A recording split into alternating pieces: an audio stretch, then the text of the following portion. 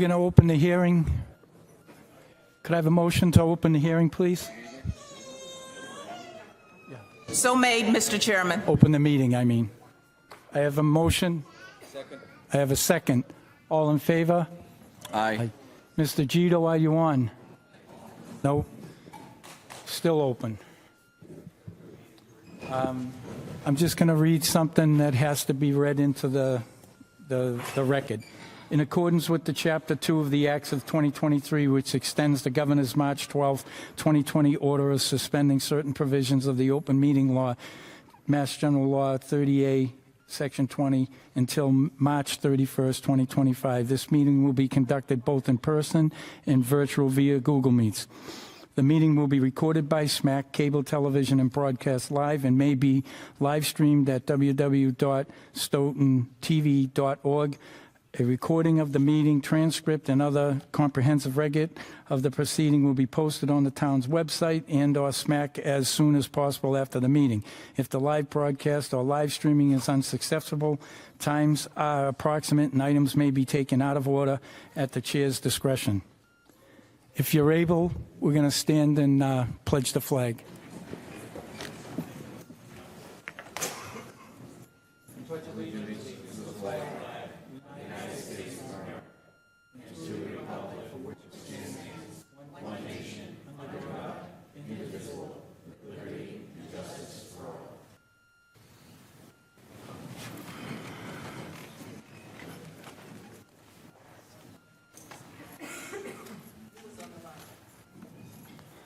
Mr. Gito, can you hear us, sir?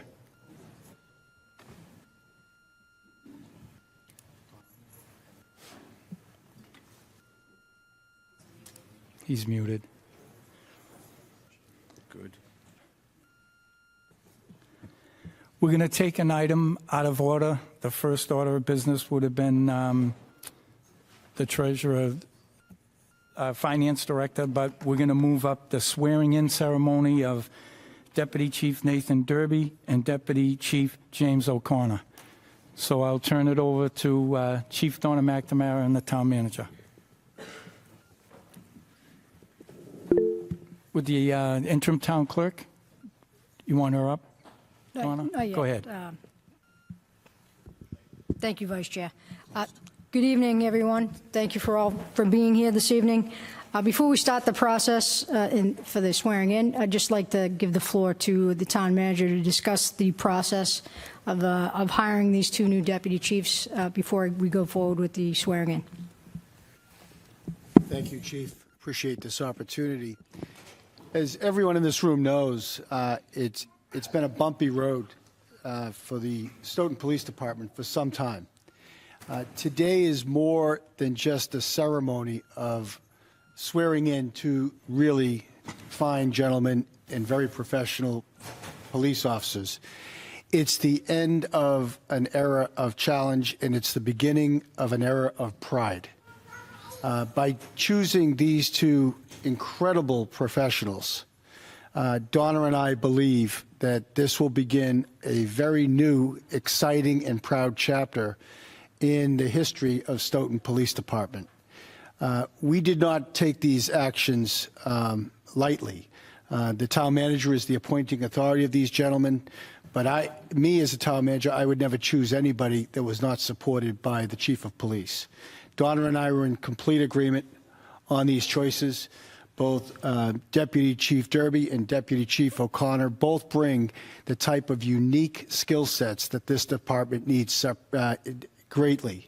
And so we went through a process that I just want to share a bit with you about. After we did the candidate interviews on the first round, we did a second round with these two gentlemen. And we asked them what they would want to do in terms of building guiding principles that will guide this department into the next decade. We also asked them to break the singular job description down into two job descriptions. One for a Deputy Chief of Administration, one for a Deputy Chief of Operations, where they both were the backup for each other in those particular functions. They adjourned to the conference room with their computer, their pads of paper, their pens, their yellow markers, and emerged several hours later with the most complete documents I'd ever seen. Not only were their job descriptions explicit, which included measurements, but the guiding principles they put together, 6 guiding principles. They said, this is how we'll work together. We'll ask the chief to work with us this way, and the new lieutenants and sergeants that are moving up as a result of their promotions. And we will be one Stoughton. I've never in my professional life had anybody interviewing for a position take the time to do such A-plus work and to agree on how they were going to lead this department under the leadership of our chief, Donna McNamara. So the process was very detailed. It was very difficult. It was very long. But we are now in the first day of the beginning of the Stoughton PD. And I want all of you to know that as we move forward, you will be incredibly proud of this organization that is populated by some of the finest men and women I've ever had the honor of knowing. And so I would like to turn it back to Donna to conduct the process here. But I just wanted you to know we're very proud of this department. We're very proud of this chief. We're incredibly honored to have these 2 deputies and the lieutenants and the sergeants that are moving up as a result of these changes. But before doing so, and maybe Donna was always going to do this, I want to welcome our former deputy, Brian Holmes, Chief Holmes from Kingston, who gives us the honor of his presence this evening. Thank you, Brian. John Bonnie, too. I'd also like to recognize Chief John Bonnie. He's also in the back of the room. He's just sitting down, so he couldn't be seen.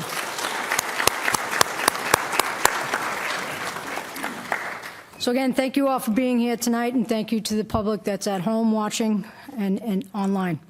This is a great opportunity for our department, and this swearing in is the first time we've ever had 2 deputy chief positions, and I thank the community and town meeting and the select board for funding this position, the second position. They are both extremely important to our department and the success of our department moving forward. We celebrate hard work, dedication, dependable men that are being celebrated tonight who have exemplified great character, integrity, and impeccable hard work throughout their careers for the town of Stoughton and previous law enforcement careers that they've held. Our town is better for having them as employees and members of our department, and our community both live in this community and are raising their families in this community, as well as the children go to Stoughton schools. I'll talk a little bit about Deputy Chief Derby first. He will be overseeing the responsibilities of the operations within the Stoughton Police Department.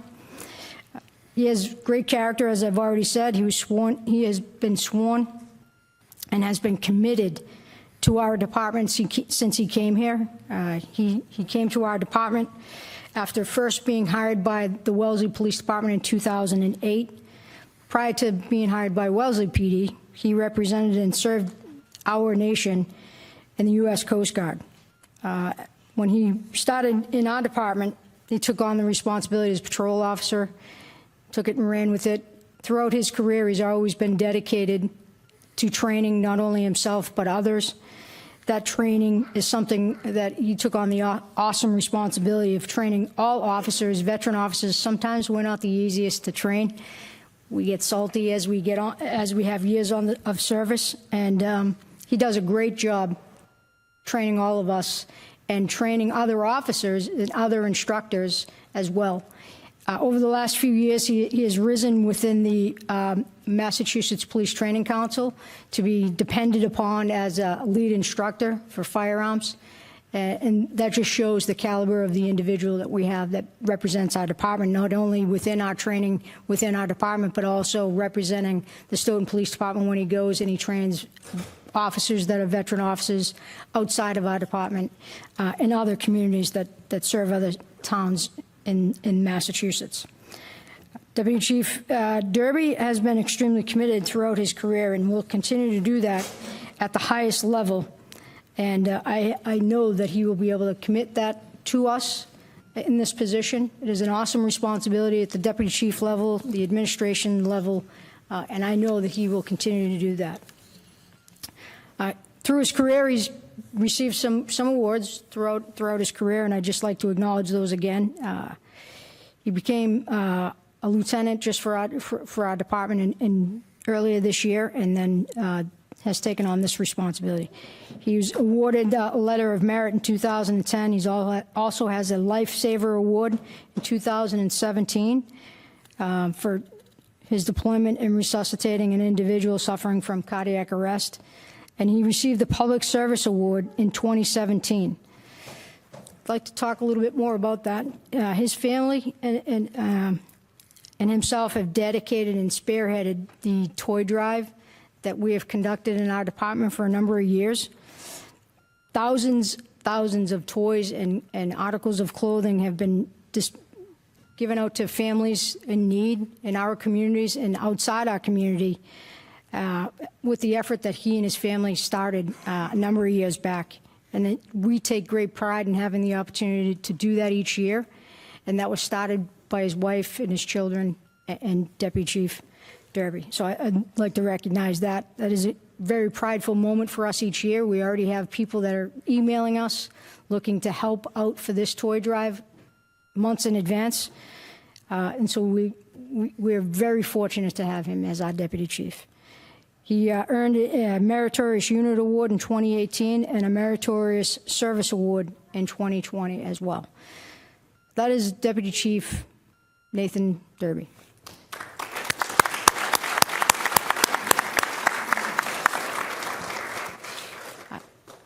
Our next Deputy Chief is James O'Connor.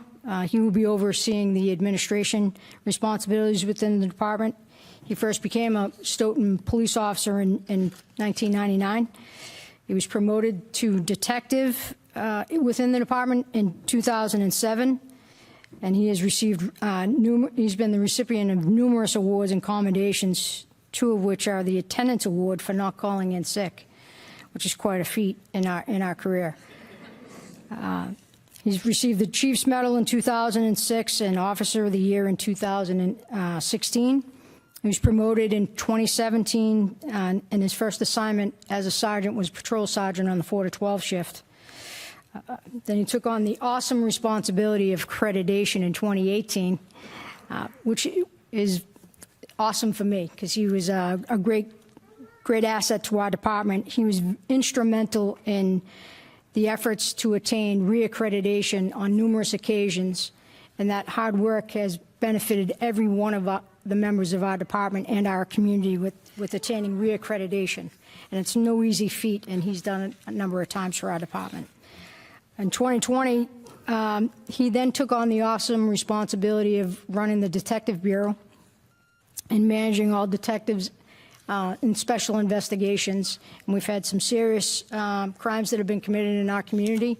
And with his guidance, management, and leadership, he has guided many of those very serious crimes to convictions and closures of very critical cases in our community. He's overseen and supervised the evidence room and managed and guided all of the aspects of our evidence room, which is critical to our success in our department. Both deputy chiefs throughout their entire careers have exemplified the highest level of police work, and today we celebrate their promotions. And so I'd ask them both to step forward so that the town clerk can administer the oath. There is no doubt by anybody in this room that is here today and maybe at home that the new roles of these two deputy chiefs will show great integrity, vigor, tenacity as they both move forward in their career. Yeah, okay. I James O'Connor, I, Nathan Derby, do solemnly swear that I will faithfully and impartially do solemnly swear that I will faithfully and impartially discharge and perform all the duties incumbent upon me discharge all the duties incumbent upon me as a deputy chief for the town of Stoughton. as a deputy chief for the town of Stoughton. I will bear true faith and allegiance to I will bear true faith and allegiance to and will uphold and defend the Constitution of the United States of America and will uphold and defend the Constitution of the United States of America and the Constitution of the Commonwealth of Massachusetts. and the Constitution of the Commonwealth of Massachusetts. I will obey and be bound by such rules and regulations I will obey and be bound by such rules and regulations as are now as are now or may be established by the town of Stoughton and its police department. or may be established by the town of Stoughton and its police department. I, state your name, I, James O'Connor, I, Nathan Derby, do solemnly swear do solemnly swear that I will never betray my badge, that I will never betray my badge, my integrity, my integrity, my character, my character, or the public trust. or the public trust. I will always have the courage I will always have the courage to hold myself and others accountable for their actions. to hold myself and others accountable for their actions. I will uphold the Constitution, I will uphold the Constitution, my community, my community, and the Stoughton Police Department, so help me God. and the Stoughton Police Department, so help me God. I James O'Connor, I, Nathan Derby, hereby accept the position of Deputy Chief for the town of Stoughton. hereby accept the position of Deputy Chief for the town of Stoughton.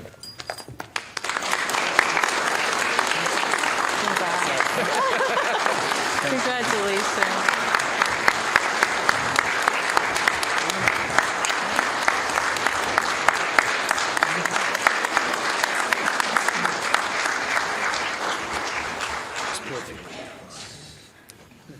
So pinning Deputy Chief Derby's badge is his wife, Jenna, and Deputy Chief O'Connor is his wife, Kelly. Also in attendance is Deputy Chief Derby's daughters, Ella, Morgan, and Samantha, and we have Morgan, Mackenzie, and Patrick, Deputy Chief O'Connor's children.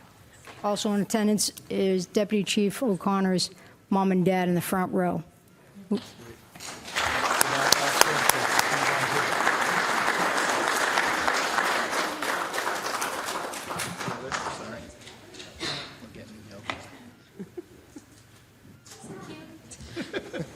Gentlemen.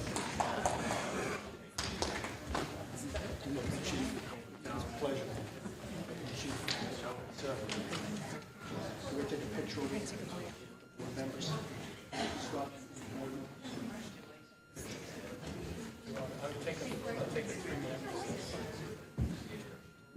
We'll take a 5-minute recess so that the families can take pictures, and for all others who would like to, too.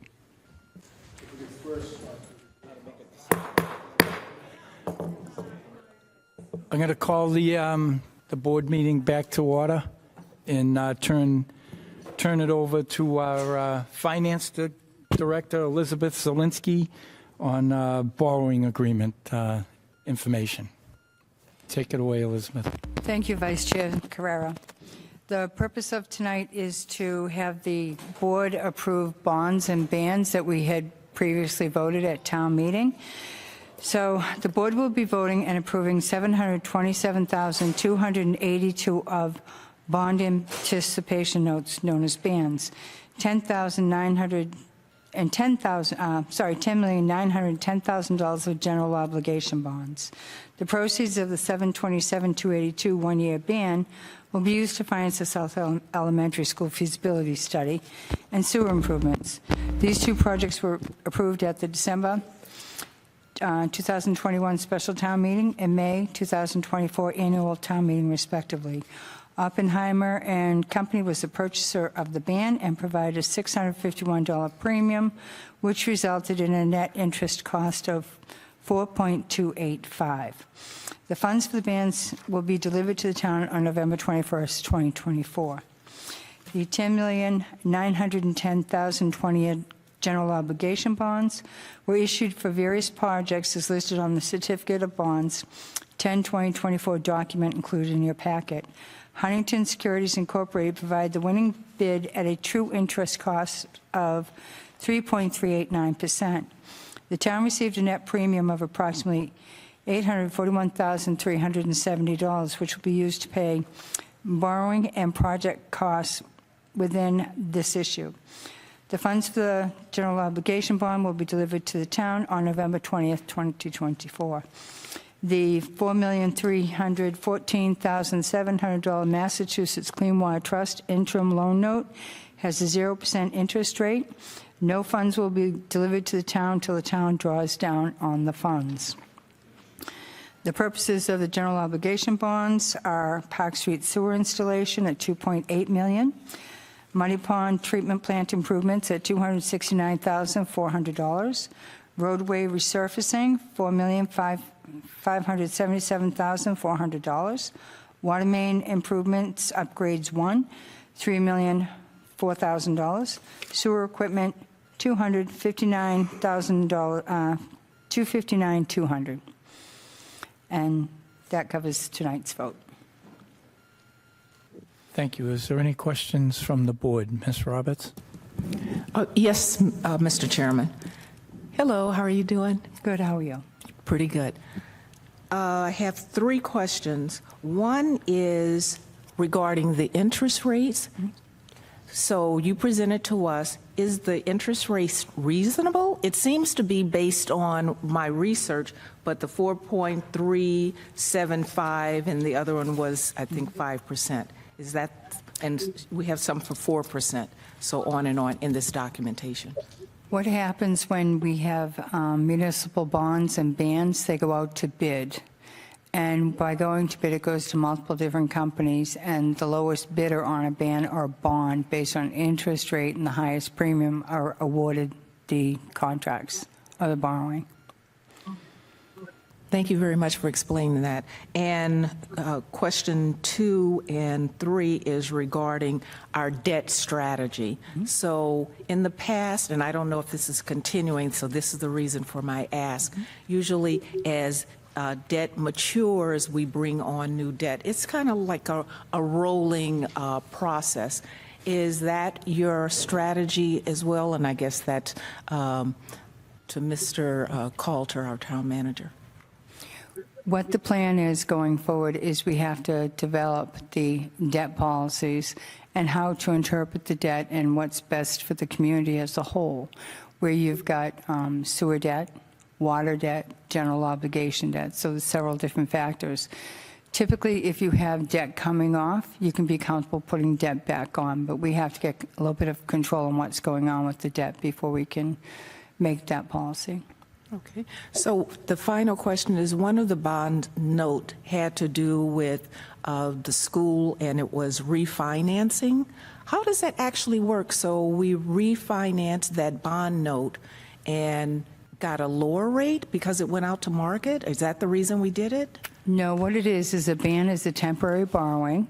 So we have a project ongoing, and we take out temporary borrowing, and we can roll a temporary borrowing for a period of time before we go out to full bond. So when we go out to full bond, that's when we pick up the total interest expenses, and it goes out to bid in another process. So that's how a ban works. It's temporary borrowing, and you have to go out to bond to get the final borrowing. Great. Thank you. I have no further questions. Thank you. Thank you, Mr. Chairman. Mr. McCrisky, do you have any questions? No, thank you. Mr. Gito, do you have any questions of the finance director, sir? No questions. Thank you. Questions? All right. Elizabeth, what's your wish that I read this? The next process is for you to read the statement where you're authorizing the board to take the vote. I believe it's the 3rd section on the piece of paper that you have in front of you. All right. Being the acting chairman tonight, I have to read this. I would give it to somebody else for sure. I move to approve the votes of the board as prepared by bond counsel to the town and presented to this meeting, which votes, among other things, formally award the bonds and notes to the low bidder determined at a competitive sale held on October 24th, 2024, and establish the terms thereof. The formal terms of the votes prepared by bond counsel to the town and approved by this motion shall be incorporated in the minutes of this meeting. So that's the motion. Do I have a second? Second. I have a second. All in favor? Ms. Roberts? Aye. Mr. McCrisky? Aye. How you say, Mr. Gito? Aye. and the vice chair says aye. So it's a 4-0 vote. Thank you very much. Thank you. Thank you, Biz. I hope you make it.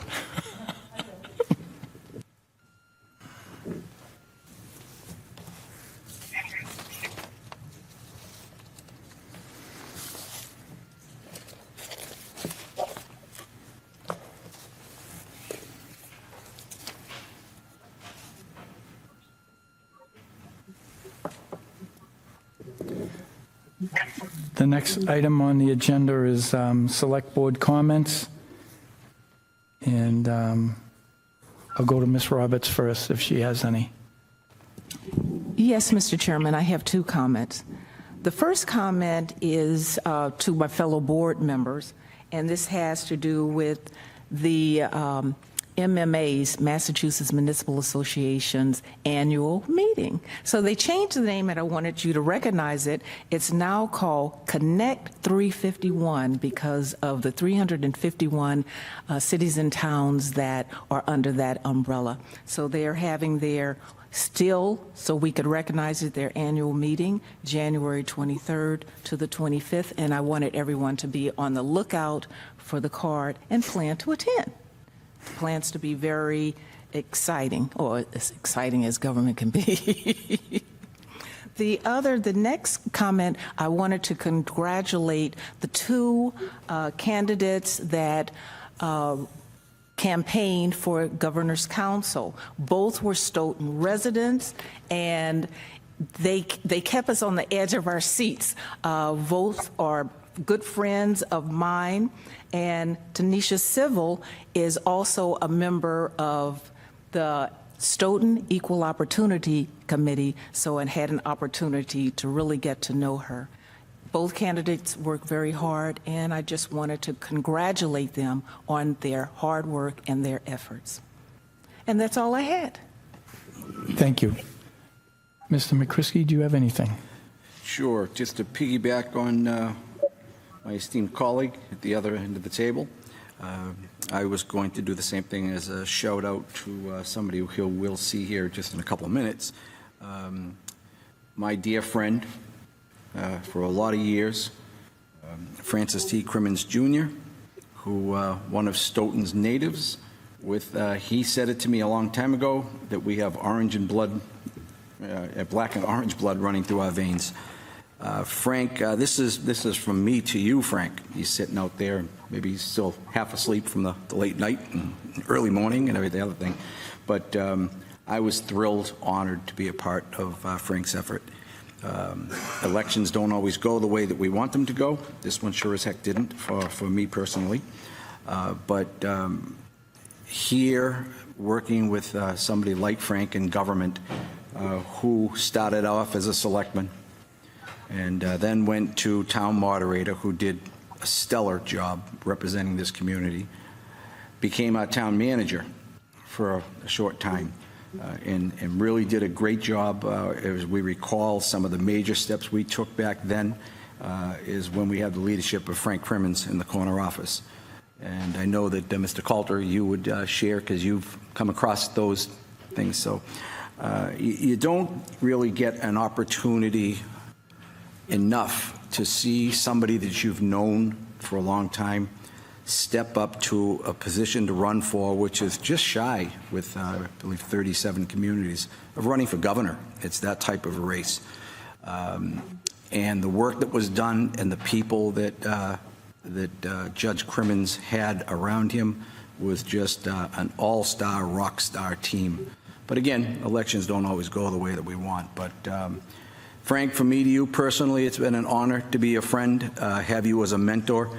Frank is one of those guys that can make you think, and I'm able to shut my mouth once in a while just thinking about what he tells me to do. So, and believe me, we all know I don't shut up easily, right? So, Frank, there's another race out there with our name on it, and all the best to you and your family.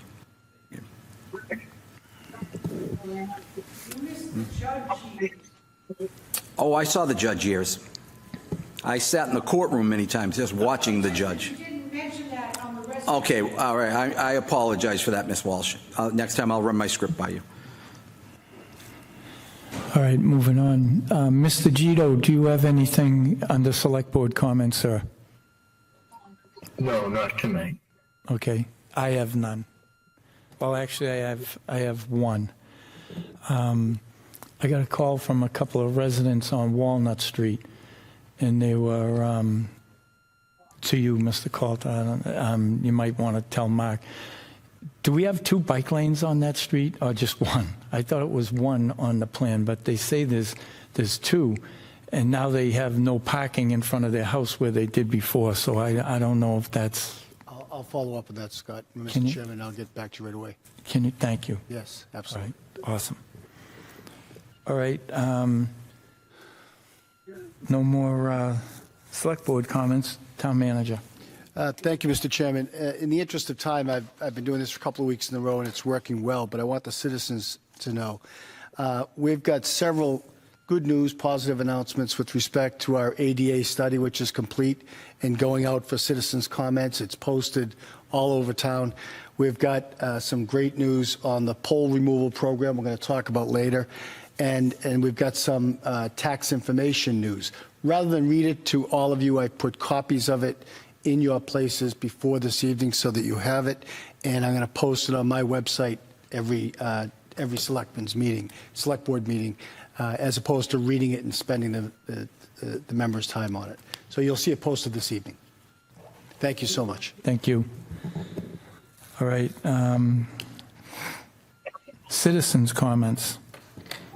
And we're gonna hold these at a minimum because we got a long agenda of hearings that are headed. So I'm not gonna just say, okay, thank you, and get done, but you know what I mean? Don't rehash when you start.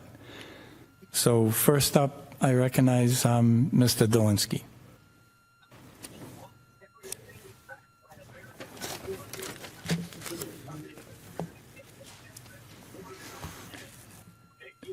Make sure your mic's green and you're talking into it, sir. It's green. Thank you for inviting me up. George Dolinsky, Precinct 2, 58 Chapman Road. About a little bit more than a month ago, I was up here with 3 items that I thought were of interest to me and other people, one of which was the intersection of Pleasant and Lincoln Street. I was wondering where we stood, if anything is happening there. The second one, which I found was important for the people living on my street, was the speed tables or speed bumps to cut down the excessive speeders coming down Chapman Road. I did speak to now Deputy Chief James O'Connor earlier this evening, and he said that when he did a traffic study, the speed was not great. I tend to disagree with the gentleman, or the Deputy Chief, I should say. There are quite a number of high-speed vehicles going down the street. I feel that the speed bumps, similar to what you've done on Walnut Street, could be employed or deployed on Chapman Road. And then the third thing that I was interested in was a noise abatement policy. There are areas in town, streets in town, one behind me, that people are throwing parties, that the noise, the music, and everything goes into the wee hours of the morning. There's no reason why that I or other neighbors living on my street or other streets have to call the police department at 2 in the morning to ask them to shut down the loud music. That's disrespectful. Disrespectful for your neighbors and just totally disrespectful overall. So I feel that it was time for me to come back up and just to see what progress has been made. I know that there's a lot of things in the works. There is an article, and I'll leave it with the town manager, that was talking about the speeders in Boston. I don't know if you saw it in the Boston Globe. I'll leave this article with you. You can pass it around or make paper airplanes out of it, or paper hats, whatever. But I'd like to stay on top of this and ask that maybe you can get back to me and let me know where we are somewhere down the road. I mean, it's been a month. I have not heard. Mr. Coulter said that he asked the assistant town manager that worked with us, never heard anything else. And, Shall that's I why I'm respond, here. Mr. Chairman? Absolutely. I'd like to give George an update. I did give him an update the other day, so it's not like he hasn't heard back from the town. All of those issues are underway and under process right now. The traffic issues are being studied in collaboration with Deputy Chief O'Connor and Mark Tisdale with respect to what are the rules, regulations, the state guidelines, the DOT. It's very complicated. It's not as simple as just going and putting a sign out, but they're working on it. It is in process. With respect to the ordinance, as I briefed you the other day, it's being drafted by council. It's on the next agenda for this body. It can be passed as a policy, and if the board chooses, it may also pass it on to town meeting to make it a bylaw. But we can at least get, should the board choose, to get it in place as a policy to give the police something to work with when they knock on that door. So they're both underway. In George, I know you know this. In town government, a month is like a day. It's competing with 1,000 other priorities, but both of them are in the process, and you will get, you will see an ordinance at the draft at the next meeting, and you will hear from Mr. Tisdale on the progress he's making with the state DOT. Okay, I do appreciate it. I felt it was... It's our pleasure. It's Tuesday night. Might as well come up. Sure. Nothing else better to do. Well, thank you. Thank you, Thank you, sir. George. Lisa?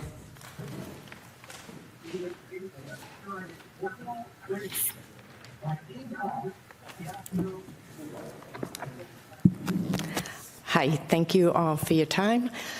I just have a couple of items to speak about. I just want to bring up that I just went to a Budgeting 101 training session with the Massachusetts Municipal Finance Association.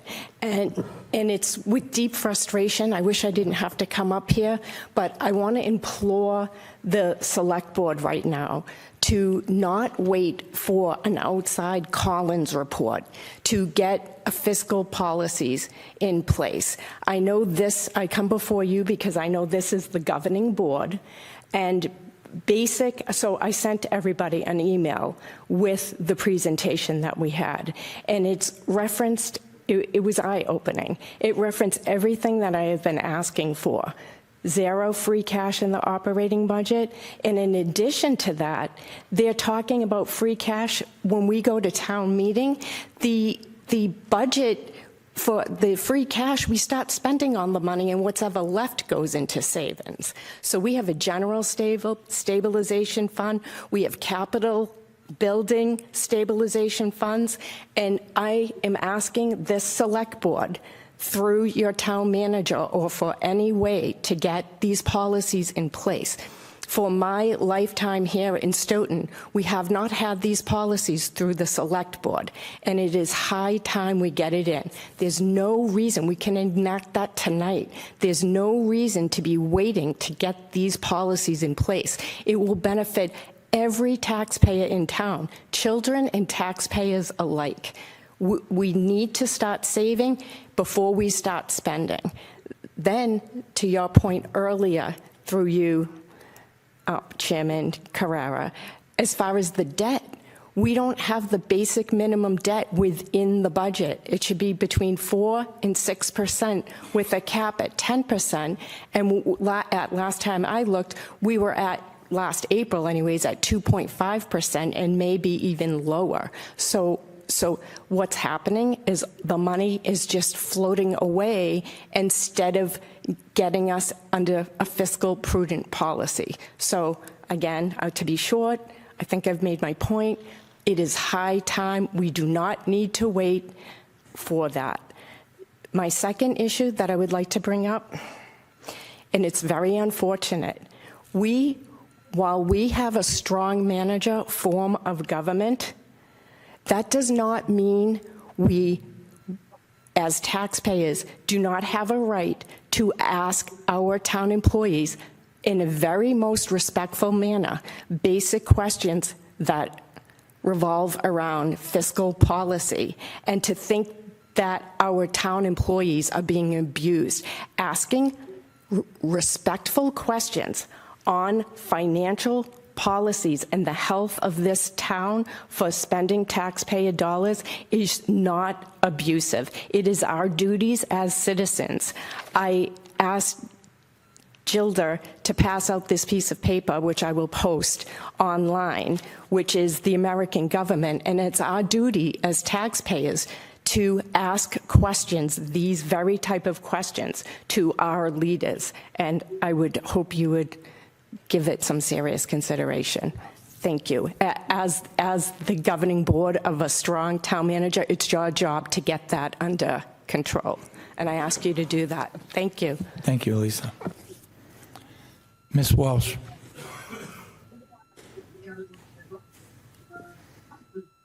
Thank you. Cynthia Walsh, 1096 Park Street.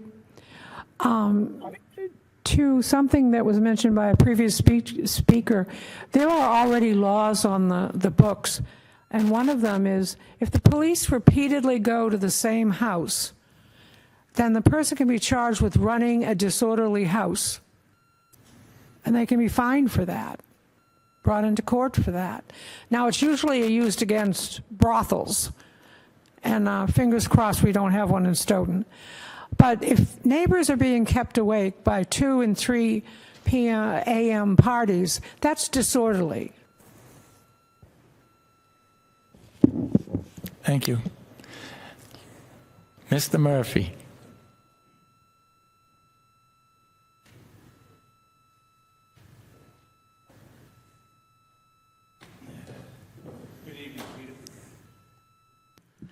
Good evening. Peter Murphy, 60 Peters Drive.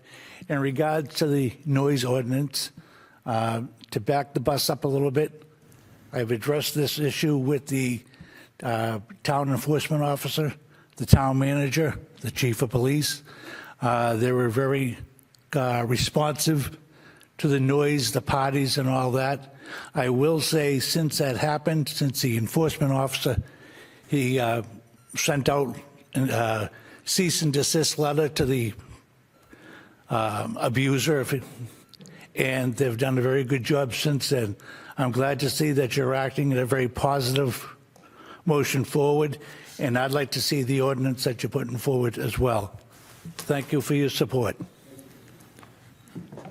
Thank you, Peter. Is there anybody online who would like to be recognized as a citizen comment? All right, moving on. We have a continued public hearing for a change of manager at Juanita Restaurant, 577 Washington Street.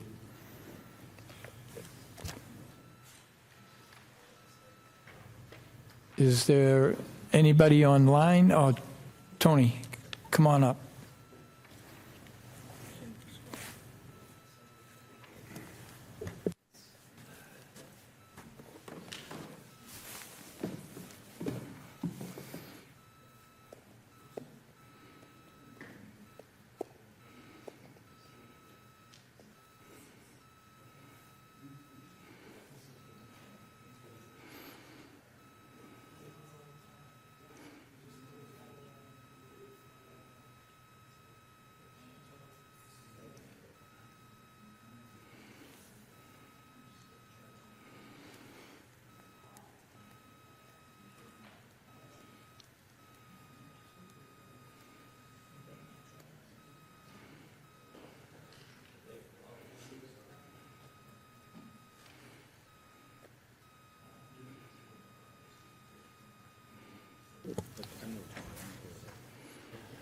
Tony, are you here to represent the or the owner?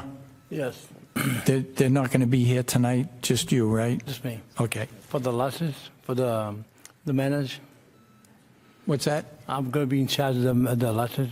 Right. I read the charge at the last one, so I'll entertain a motion to open this hearing again. So, mate. Do I have a second? Second. I have a second. All those in favor, Ms. Roberts? Aye. Mr. McCrisky? Aye. Mr. Gito? He's muted. I'll vote aye. It opens it. So I'll read the department recommendations, and then you can tell us how you're going to take over, and then I'll see if there's any questions from the board.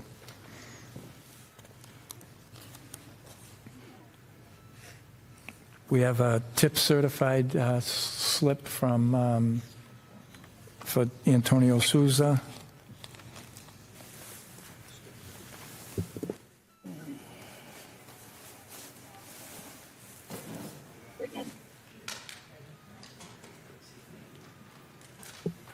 Hang on a second. Brian, Mr. Winner, are you on?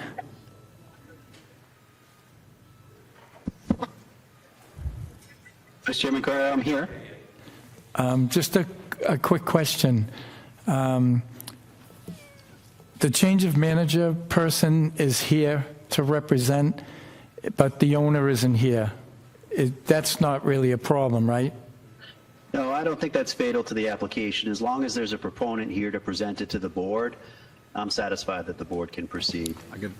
Unless the board has any questions for someone who's, missing from this conversation, but you can always elect to continue it if needs be. But I think for the time being, you have a representative, you have a proponent of the application who can speak on its behalf, and I think you can get your questions answered this evening. Thank you. Scott, Go ahead. Go ahead. Thank you, Mr. Chairman. Brian, Joe McCrisky. This is an application for the appointment of the bar manager, who has not been appointed yet. How does he have the authority to represent the owner where he hasn't even been named as a part of a license yet? I haven't reviewed this application, so I don't have it in front of me, but I assume the owner has endorsed it. Is that correct? Yeah. We have we have in writing the endorsement of the. Okay. Is that correct? That is correct? Yes. I have the amendment letter of change in here naming the proposed manager as Antonio Souza. So if the four corners of the application are complete and the owner has endorsed it and authorized this application to be filed, it's not, although it's a bit unorthodox, it's not entirely uncommon for the owner, or in some cases, the property owner or the owner of the establishment to endorse the application but not appear at the hearing. So as long as that application on its four corners is in good order and it's endorsed by the owner on behalf of the applicant, I'm okay with you proceeding.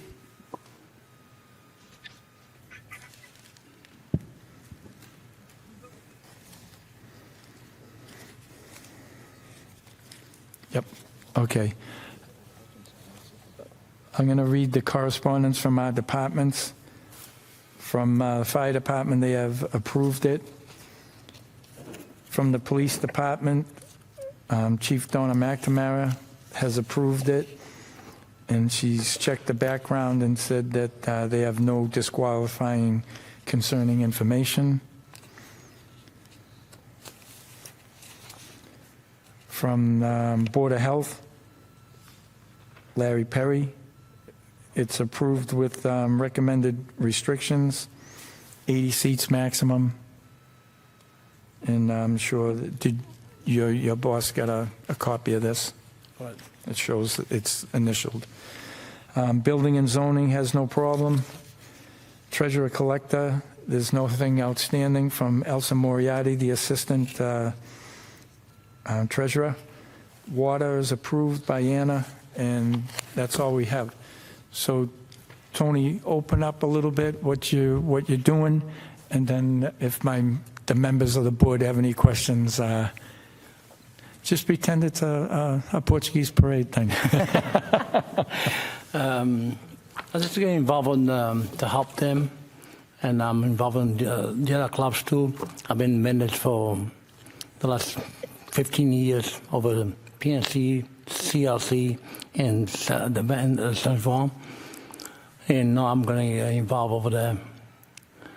I'm thinking to do some business over there, so I'm over there on Friday night, Saturday night, Sundays, all night, all the way to open to close. No, open at 7 p.m.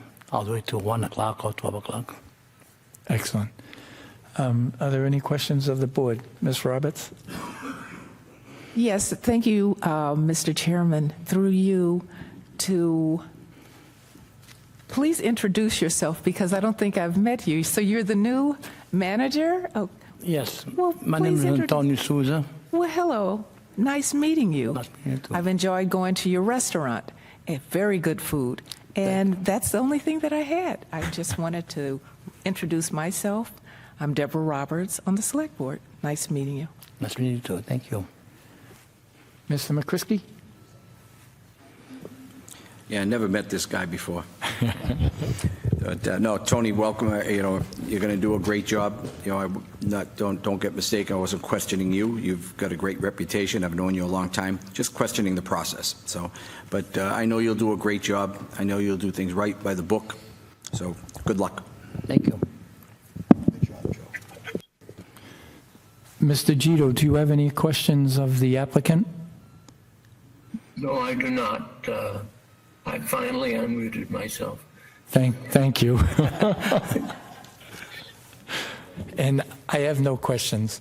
So what's the wish of the board? Motion to approve is presented. Second? I have a motion and a second. Mr. Gito, how do you say? Oh, Yes. yeah, wait a minute. We'll go out to the audience. I know Cynthia has something to say. Go ahead, Cynthia. All Cynthia has to say is to close the hearing. Yes. Motion to close the hearing. Second? All in favor? Mr. Gito? Yes. Mr. McCrisky? Yes. Ms. Roberts? Yes. And I vote yes.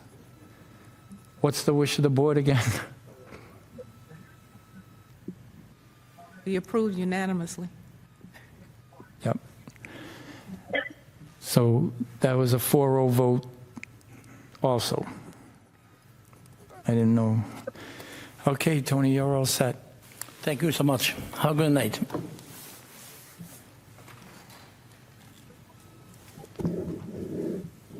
Next up is a public hearing for an application for a Class 3 license, Accurate Recycling LLC. Attorney Crimmins.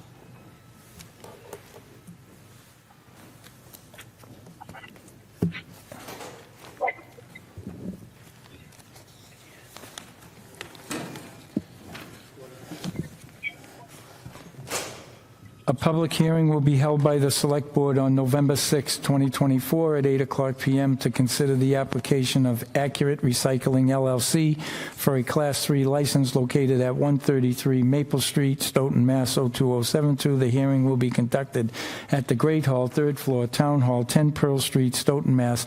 and via Google Meets and may be broadcast via Stoughton Media Access Television and live stream. Google Meets video link and telephone connection for public comment available by calling the Select Board office at 781-341-1300 extension 9212 or email to gpereira@stoughtonmass.gov by 4:00 p.m. the day of the meeting. Do I have a motion to open the hearing? Second? I have a motion. I have a second. Mr. Gito? Yes. Mr. McCrisky? Yes. Ms. Roberts? Yes. And the vice chair votes yes. Meeting's open. Frank? Hey, good evening.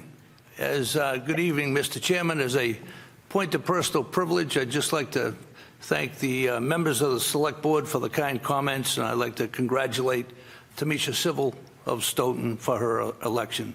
But that's not why I'm here tonight, but thank you very much. I'm with Mr. Brian Tetrol. He is the chairman of Accurate Converter. It's a company that recycles auto catalyst. It's a process that does not involve any hazardous materials. It doesn't handle any solvents or chemicals of any kind, and it's operated at 133 Maple Street, where his company leases from Mr. Balder's company that you might know from other businesses in Stoughton, where he's been for 40 years here, the 133 Maple Street LLC. So Mr. Tetrol's here looking for a Class 3 license.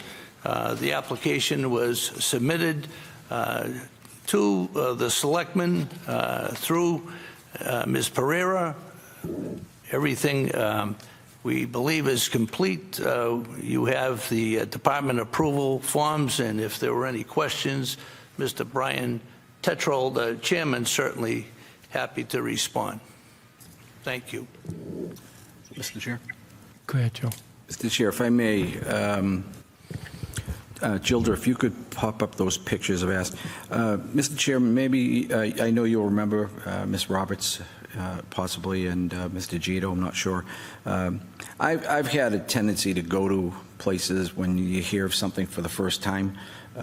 This goes back to a company that Global Recycling, when they went in the first time, and was the first company to recycle fluorescent lamps when they were outlawed before it happened, a new business. So I took it upon myself to make a phone call to see what this operation was, because it's an up-and-coming thing here. As we know, with there's so many environmental issues and the precious metals that are in catalytic converters. We see on the news on an awful lot about catalytic converters being stolen from cars, and they're recycled, and they're very highly priced items.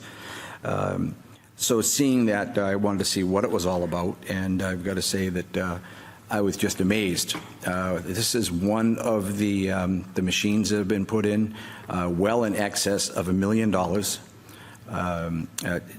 I think there's two of the pictures of this one. Jill, if you can just pop them up, I don't want to take forever.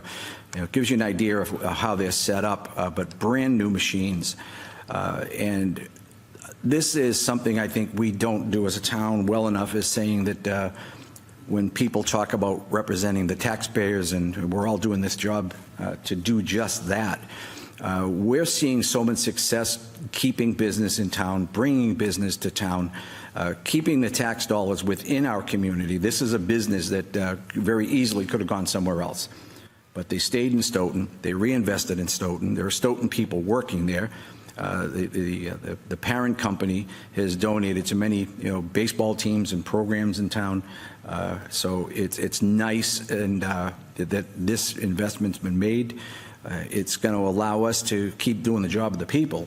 And I've said for years that we need to work smarter, not harder, and we need to keep tax dollars in this town, keep money coming in. So as much as we all like to cut taxes, this is one way that we don't have to raise revenue, because we're keeping revenue coming into the town and having a positive cash flow. So I have every intention of endorsing this, voting for it with happiness. That this is in the last couple of months, we've had some great things going on in town, where there's some great projects going on here. Wish you all the luck in the world, and hope that it takes off and you're adding on to the building again. So I look forward to taking the vote in favor of this proposal. Thank you.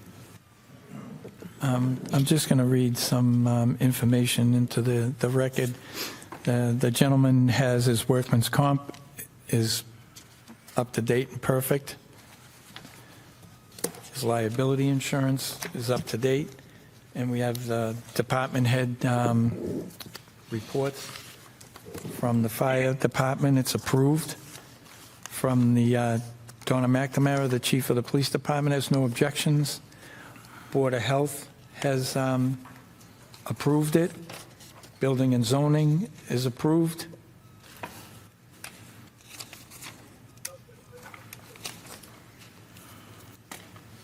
From Treasurer's Office, there's no objections. The water is okay through Karen Brown at Public Works. And all the green cards were sent out, so he meets the law. Thank you. So that's in the record. Mr. Gito, do you have anything you would like to add, sir? No. Deborah? Yes, I do have one question, Mr. Chairman. I wanted to ask the owner, can you tell me what is the product that you're recycling, like say it in layman's terms? I didn't truly understand. Okay, I'll do my best. Okay. So it's spent auto catalyst. We deal with businesses only. We're not open to the public. There's a ceramic brick inside there that needs to be destroyed. So we destroy it and we mill it and blend it and sample it and then ship it to one of several refineries. 98% of our material goes to a company called BASF. They're the largest chemical company in the world. They have a couple plants in the Carolinas. It's a German-based company. They use furnaces to extract the precious metals, which are platinum group metals. It's most heavily palladium, platinum, and then rhodium. There's a big push worldwide to get this through recycling because the only places they really come out of the ground are mines, one of which is in South Africa, which has a lot of problems there. The other one's in Siberia. I don't think I need to go on the problems that come with getting metal out of these areas.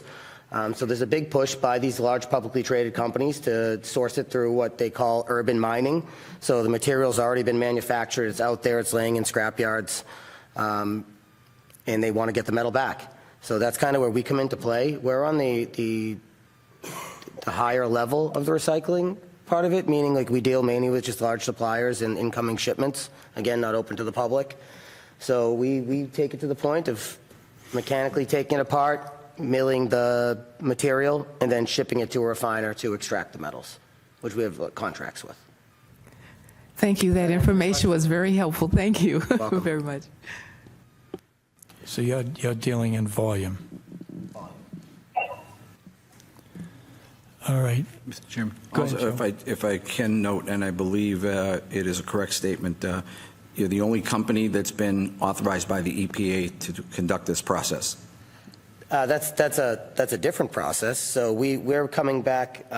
We're not only destroying some of them, but it had always been kind of illegal for a scrapyard to take this part off a vehicle and then sell it back to a consumer. In order to do that, it has to go through a rigorous testing process. We have a partner down in Alabama that's doing it. We're the only company that's been issued an EPA number that we can actually have a part rather than destroy it, have it tested, have it refurbished. We call it recertified, OEM recertified, which we're actually working with Nissan and General Motors at their corporate level to get these items back into the market without destroying them. So bypass the remanufacturing of these parts for a lot of times, whether they've been stolen or they need to get fixed at, exhaust shops, which we have some here, or dealers or whatnot. So yeah, we're the first company and only one currently to have an EPA number to do it legally. Very good. Okay. I'll go out to the citizens. Is there anybody in the public? Mr. Murphy, sir.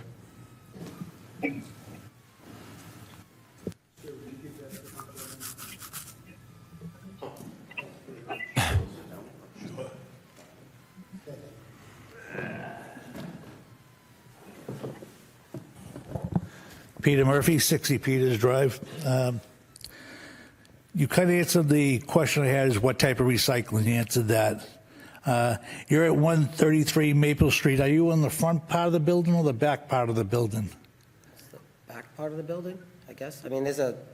Kind of the front and the back? Yeah, it spans the front to back. 10,000 foot piece of the building that juts out in the front. To the right of that in the parking lot, that's also the front. And that's where they are. In addition to that, their building goes to the back of the building as well. Well, we have loading docks in the back. Correct. What I did was I Google mapped it, looked at the drawings, or looked at it from the satellite version, and the front driveway to get into that is like a hairpin turn. So if you're coming in off of Maple Street, It's just cars that come in there. okay, but on the back part, you're shipping this out. You're shipping it out the back, I take it. Correct. There's a loading dock that Right. 18-wheelers go up to. So, okay, so the question is what size of the trucks and or the number of dumpsters and size that you use? There's no dumpsters. Okay, so it's it's being dumped into a, Well, the material, he can answer the question. The material comes in boxes, Gaylord boxes, so like a container? a cardboard box. Okay, but that you load onto the back of a truck? Correct. All right, and what's the size of the truck that's being loaded onto? Yeah, 18-wheelers. 18-wheel, so it could be, Enclosed trailers, correct, yeah. it's a closed trailer, but what I'm getting at, all right, the bottom line is the size of the trucks, how many trucks per day, per week are coming off the site, either delivering or taking material away? About 10 weekly. Okay. And the reason I bring this up is, as you know, you are aware of, the board is aware, I brought the issue up before about Maple Street being a very difficult street. And my concerns is other trucks are coming on that street, coming out, it becomes a challenge. And then you also have cars that are going on that street. You now have behind your property, there's a big project going on that's going to add a sufficient number of cars in the area. So again, there's a business that's already operating out of this building, I get it.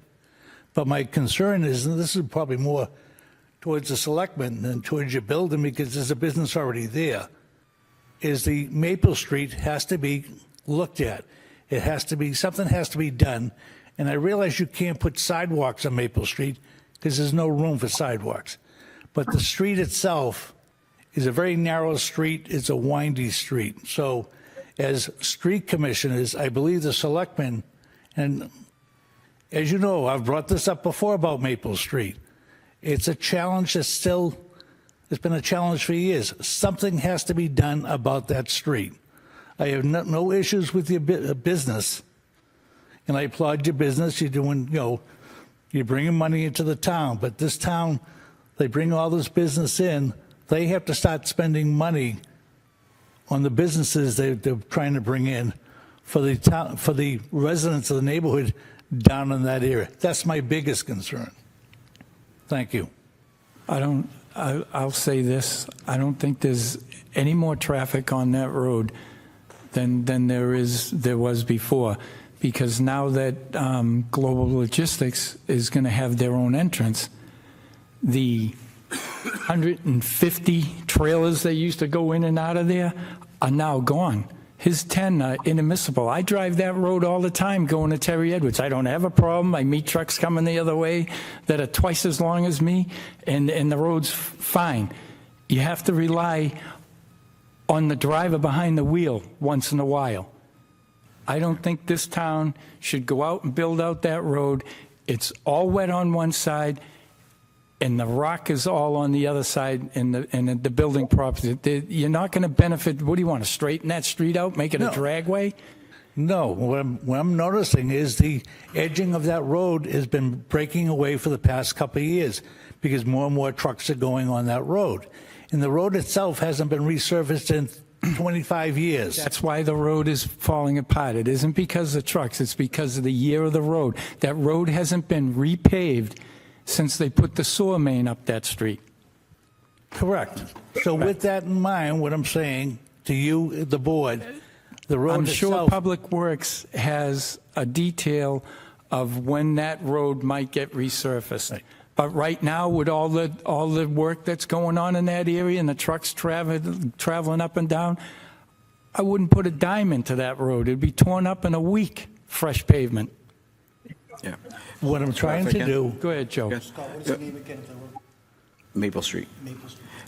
Peter, I know where you're going, understand it, agree with you, but this is an industrial zone. There's other areas where the businesses are allowed by special permits. I agree that something needs to be done with the road. What that is, I still struggle with because we have the time of year coming where Amazon, who gets a tax break from the town, to be here, has decided a few years back to put about 200 to 300 trailers a day going up and down that road. This one here, the hairpin turn you talk about, I don't think you see the road that goes up to the back. There's a road at the lower level that goes to the back of this building. I did. Handles those trucks. 2 trucks a day is minimal for this business for the overall project, the problem that exists. We've mandated on Amazon during the busy time, police details. But GPS now, Peter, and I've seen it first time, I would say you should do as well. To go from Route 138 or around 24, GPS actually takes you through the park by BJ's, so it takes cars and trucks up Maple Street. We can't control that. Okay, now if we want to put a town meeting article in, to rebuild that road where we can, I would have no problem submitting the article to town meeting as a capital expense. But I can guarantee you, people at town meeting are going to want to spend money in other places and not particularly in that. If this became a problem, I think then as street commissioners, we have the authority. I think the only thing we can do, because you mentioned it, street commissioners, we can put an article in for town meeting. And we're not going to be putting that kind of money into the operating budget because it is a capital expense, and that's something that town meeting needs to vote on. But I don't think there's, on this project, the use that's projected is something that we need to be concerned with. I agree with your comments. And I think down the road as we go along, there will be some changes that we're going to have to make. Okay, and like I said, I am not opposed to the business that's there. Yeah. There's been a business there for years. And like I said, I'm not, but what this is doing is, here's an opportunity to bring Maple Street to the forefront. Yeah. And again, not to hold this business up, by all means approve this. Yeah. I'm just saying Maple Street is falling apart, and it's Right. become... Well, it's the width of the road too, as you know, and there's wetlands on one side of it. So It drops off like 10 feet. Exactly. So, I mean, there'd be land takings, there's wetlands. I mean, that little road is going to be a very expensive road to fix. So I'm going to cut off. okay, I'm going to good. stop to talk about the road. Enough's enough. No, I agree with Thank you. you. I just brought up the point. Thank Okay. you. Thanks, Peter. Cynthia, go ahead.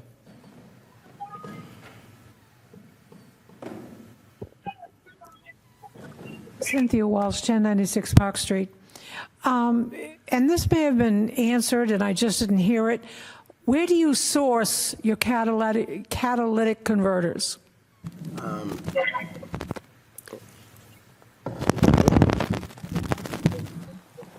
Large salvage yards that will just ship in directly to us. We're not open to the public, so we don't buy off the street. We're not open to the public, like large auto salvage yards.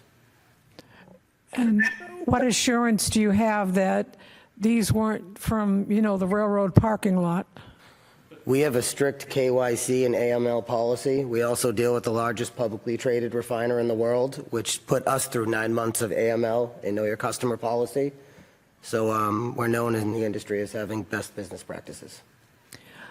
Mr. Chair, I have no objections to this business. As someone who's lived in Stoughton since 1948, I mean, I lived there before they built the highway. Progress happens. Fortunately, my parents weren't against it. Mr. Gito, do you have something to say, sir? No. Okay. Thank you. I'll entertain a motion to close. Second. I have a motion to close. Mr. Gito? Yes. Mr. McCrisky? yes. Mr. Roberts? Yes. And I vote yes. So that's 4-0 to close. What's the wish of the board? Motion to approve is presented. I have a motion from Mr. Gito and a second from Mr. McCrisky. Ms. Roberts? Yes. Mr. McCrisky? Yes. Mr. Gito? Yes. And I vote yes. You're all set, sir. Thank For your you. time. Thank you, Mr. Chairman, members of the Honorable Select Board.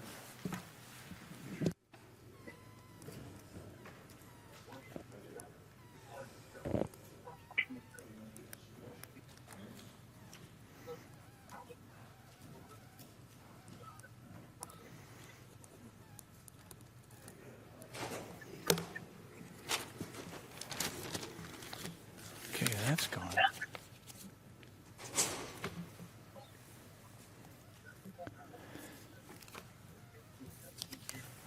Next hearing, public hearing up is 7C, Good Faith Auto Sales.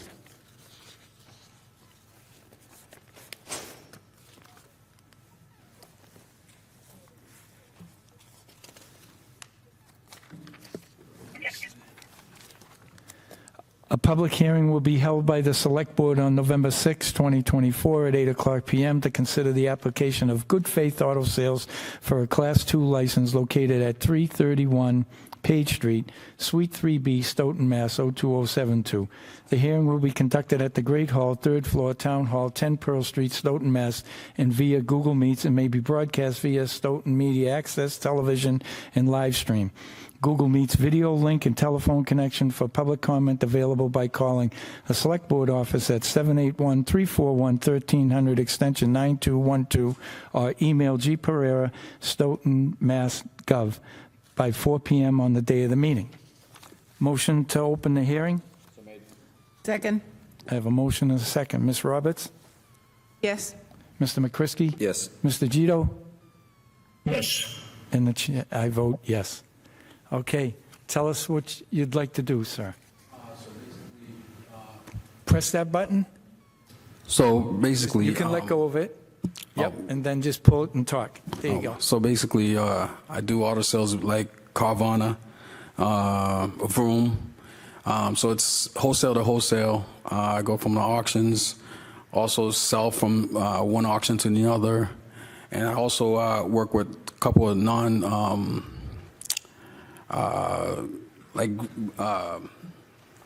nonprofit organizations for like families with like single mothers with kids that need vehicles also as well. And all your stuff is done by phone or computer, right? It's all online sales. So everything stays at the auction, nothing never touches the ground. Okay, I'm just going to read some information into the record, and Sure. then I'll open it up to my members to ask you some questions. No problem. I have your workman's comp. Yes. It's in order. I have the application that you, in your business certificate, Yes. your surety bonds, and department info is the fire has approved. The chief of police, Donna McNamara, has approved it with a letter that says we have no objections to this. The caveats are that there will be no vehicles held at the location of your office. None at all. Thank you. And Board of Health has no problems with it. Building and zoning is okay. There's no objections from the treasurer's office. And the water department, you're okay, and your green cards went out. All right. Mr. McCrisky, any questions, sir? Yeah, thank you. You mentioned, Mr. Chair, no autos will be stored at the location. And I know Attorney Winter's with us.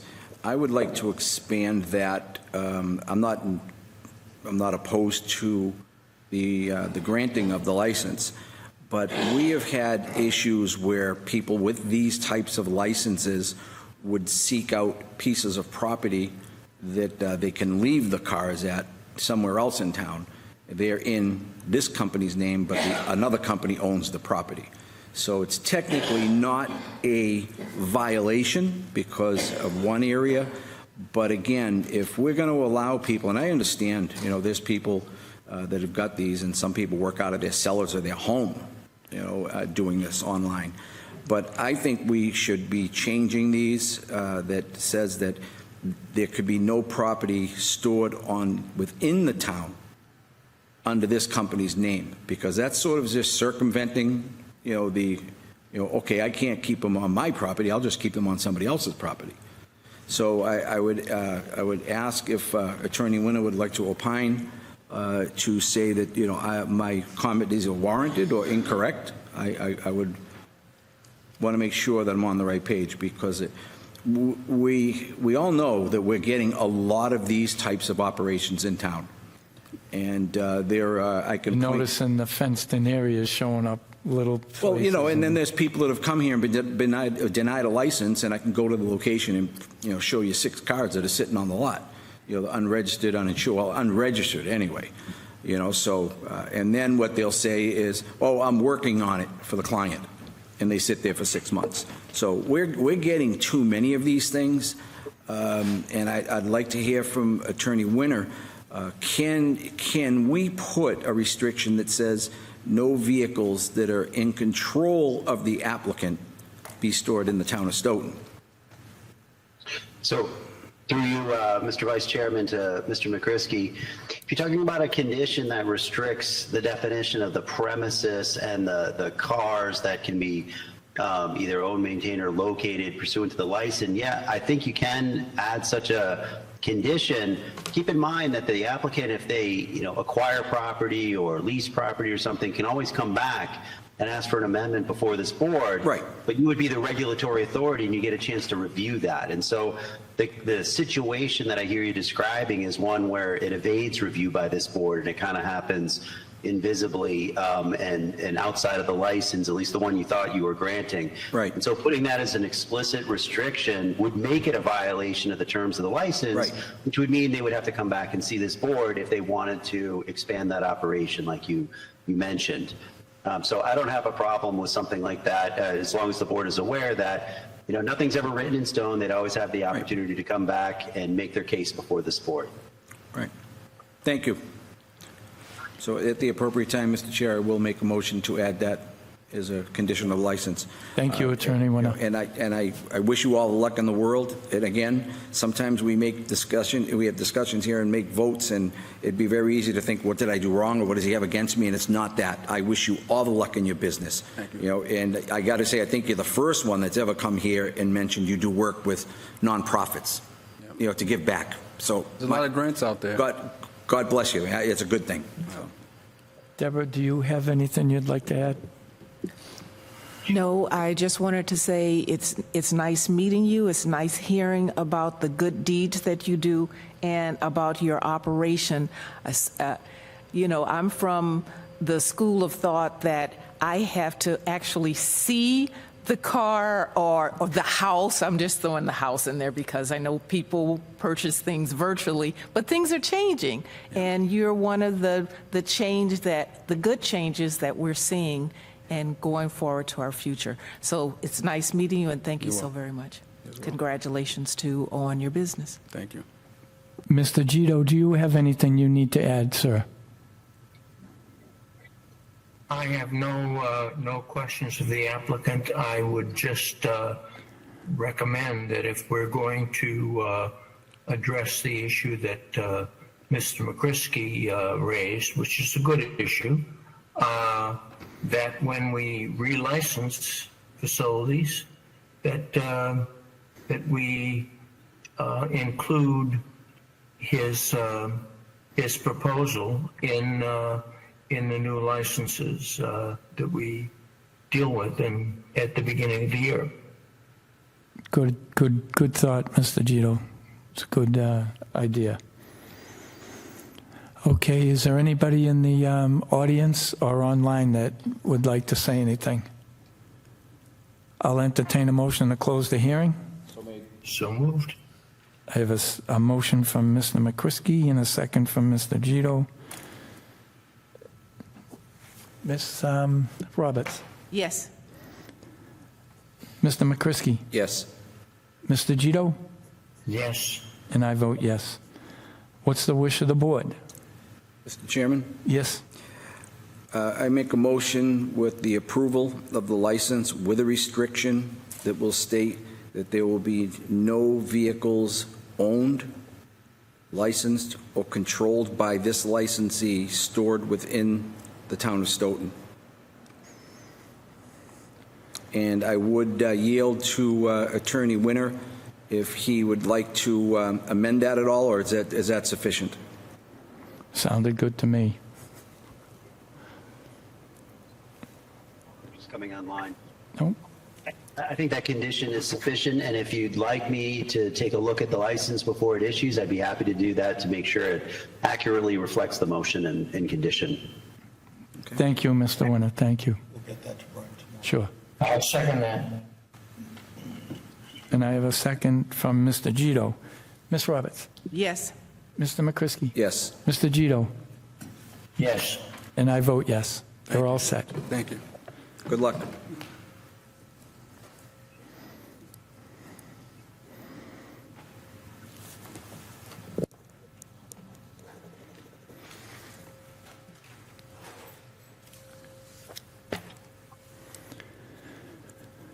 Okay. We have 7D, which is a pawn shop license, J.C.'s Gold and Silver Depot, 745 Washington Street. Are you on? Good to see you. sir. Good to see you again. Yes, sir. Thank you. Hang on one second. I'm just going to read something for you.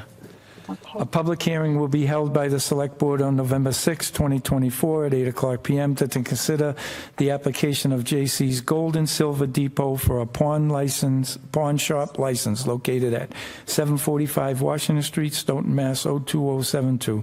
The hearing will be conducted at the Great Hall, 3rd floor, Town Hall, 10 Pearl Street, Stoughton, Mass. and via Google Meets and may be broadcast via Stoughton Media Access Television and live stream. Google Meets video link and telephone connection for public comment available by calling the Select Board office at 781-341-1300 extension 9212 or email gpereira@stoughtonmass.gov by 4 o'clock p.m. the day of the meeting. Motion to open the hearing? Second. Ms. Roberts? Yes. Mr. McCrisky? Yes. Mr. Gito? Yes. And I vote yes. Go ahead, ma'am. State your name for that. Good evening. My name is Krista Milton Cave. So good evening to all you Select Board members, and thank you again for having me. Oh, I'm sorry. Yeah, go ahead. You can tell us more. I'm sorry. Then, Okay, so I'm coming to you once again. I did come to you a few months ago in regards to a business license that was approved by the town boardman, and I appreciate that. So this evening, I am coming in front of the board as once again for JC's to operate a pawns to be included into the business. So we at JC's will work under the strict regulations under Chapter 134, pawn brokers for the town of Stoughton. And we will also work closely with law enforcement to prevent any theft and maintain a safe environment for that establishment. For us, pawn shops will provide financial support for small communities such as Stoughton. It provides valuable service and offer quick cash for individuals' needs. Some people just need to make it work for the week. And having a pawn shop that they can rely on to go to and have faith in, to be able to abide by their, the rules of the town and hold their products for them while they get the quick cash for anything that they need. And the pawn shop will be positive as well as supporting the economy of the community as well. So we do understand that under Chapter 134, the interest rates, the restrictions, the age requirements, the identification, the pledge cards, anything that the law enforcement is asking for us to provide, we will have that available for them. Other than that, that's pretty much it for me. Okay. I'm going to read some department info so it'll go into the record for you.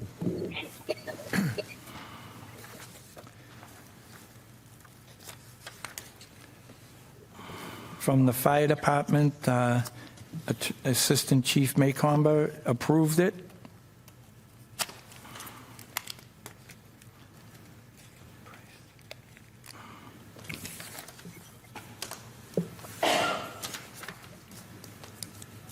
From the chief of the police department, Chief Donna McNamara, she's put in a caveat that says, prior to the final Select Board approval, the pawn shop is required to have a system in place to report to the Stoughton Police Department all business transactions.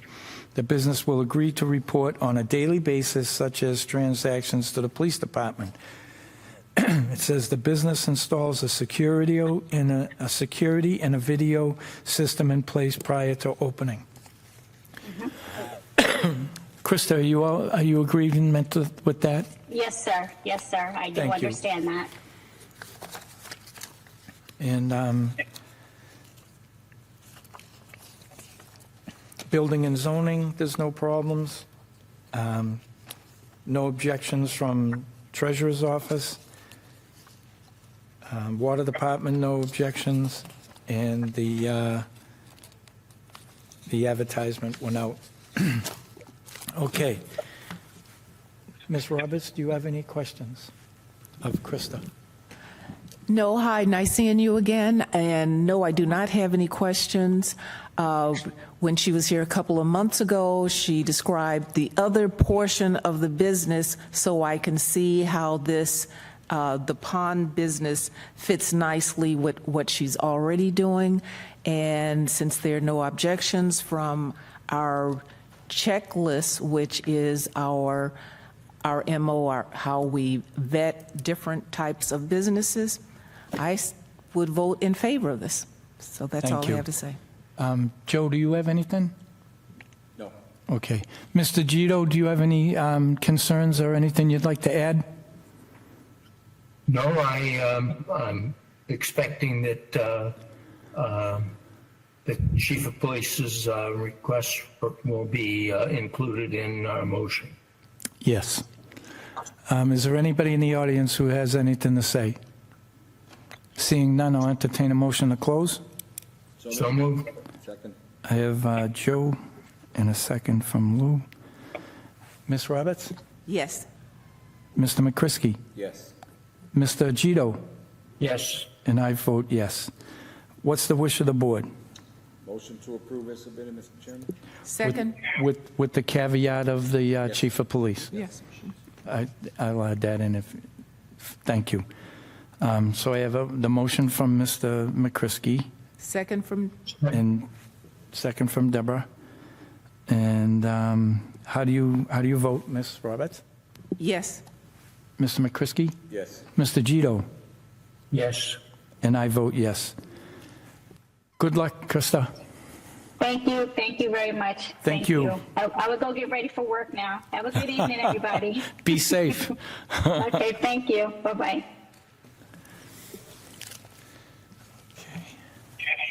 Mr. Chairman, Yes.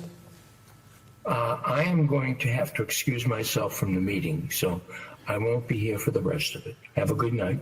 Thank you, Mr. Gito.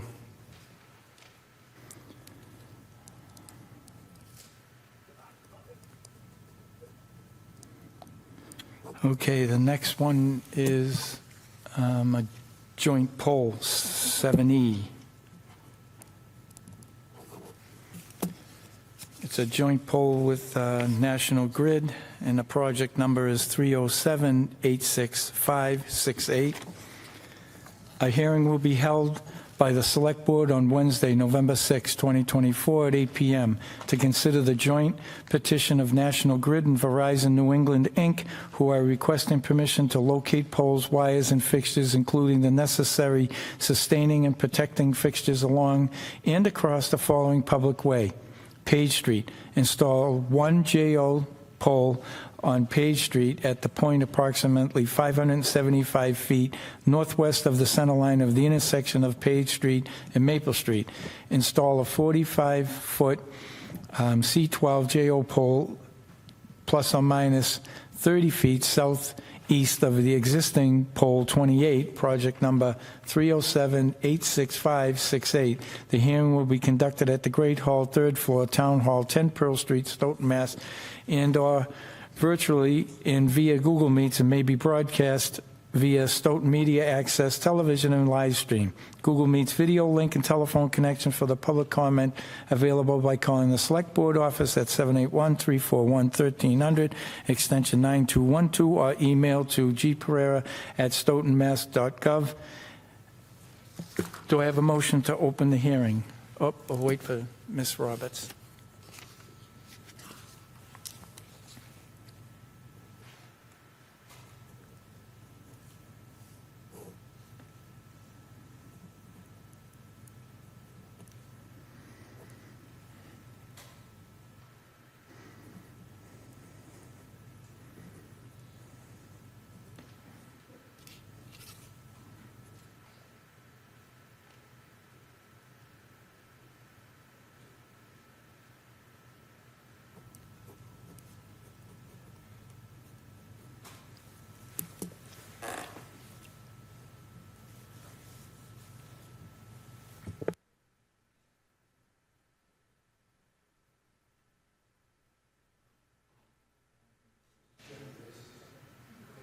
Mr. Calder. Every time we have a discussion on the pole installation, there's a discussion on the pole removal.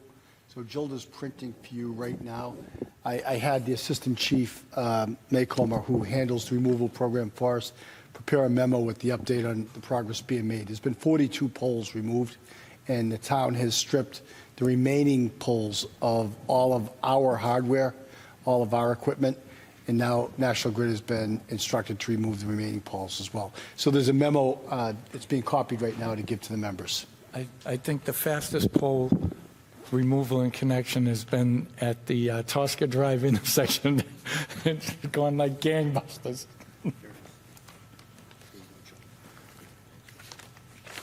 Thank you. Thank you, Gilda. Okay, I'll entertain a motion to open this hearing. So made. Second. All in favor? Aye. Aye. So that's 3-0. Okay, is the gentleman on, I forget his name, Jared from Yes, National sir. Grid? Can you- Hi, how you are guys hear you? me? Awesome. I'm great. How you guys doing? Good, good. Go ahead and tell us what this entails, this poll. Of course. Yep. So I'm Jared. I'm with National Grid. We're installing this pole for a customer that's looking to put in. My understanding is 84 Lumber's looking to put in some milling equipment at this location, but in order to feed them, we had to add a transformer bank, which we didn't have any available locations at any of the other poles that were already existing. So in order to feed this customer, we need to add in this mid-span pole to, give them energy. All right. I'm going to read some department info, and the fire department from Chief Carroll has said it's okay. Police department, it's Detective Sergeant O'Connor, but now it's Deputy Chief O'Connor. Has no problem with it. And Paul Jaffoon from DPW is approved. And Craig Horsfalt, the Assistant Town Engineer, has approved it also. So that's all in the record now, Jared. Does anybody on the board, Deborah, do you have anything you want to ask? No questions. And Mr. McCrisky has left. And I don't really have any questions. This one's pretty cut and dried. So if you hang on for 1 second, Jared, Mr. McCrisky will be back in the room, and we'll be able to. I'll go out to the public. Does anybody have any questions or concerns about the telephone poles placement? All right. I'll entertain a motion to close. So made. I'll second it. All in favor? Aye. And I say aye. What's the wish of the board? Motion to approve. Second. All in favor? Aye. You're all set, Jared. It's all done. Awesome. Thank you very much. Have a great night, guys. Thank you.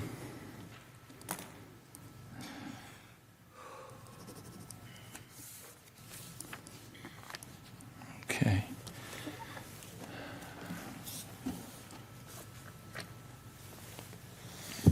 Now, we have 300th anniversary.